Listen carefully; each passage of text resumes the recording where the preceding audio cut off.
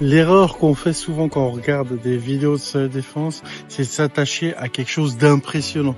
On veut toujours que ça claque, ça fasse des coups de pied, des coups de poing, que les gens giclent contre les murs, soient complètement ébroyés par justement la technique. En fait, l'idée, c'est vraiment pas ça. La self-défense, on s'en fout que ça soit impressionnant, que ça soit visuel, que ça soit artistique.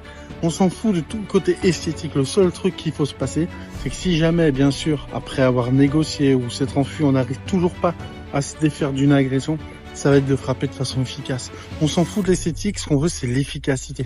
On veut tétaniser, blesser ou rendre inutile la capacité de l'agresseur à continuer à poursuivre son agression. Pour ça, on peut viser les yeux, la gorge, les parties, beaucoup de choses qui ne sont pas faites pour être dans les sports de combat. Et c'est ça aussi une différence entre les sports de combat et la self-défense. Bien sûr, il faut que ça soit travaillé sous stress, avec par exemple une armure ou autre, très régulièrement, pour essayer à peu près de se rapprocher de la réalité, même si on n'y arrivera pas toujours. Parce que si on travaille trop mollement les techniques, eh ben on n'arrivera jamais à les appliquer en situation réelle.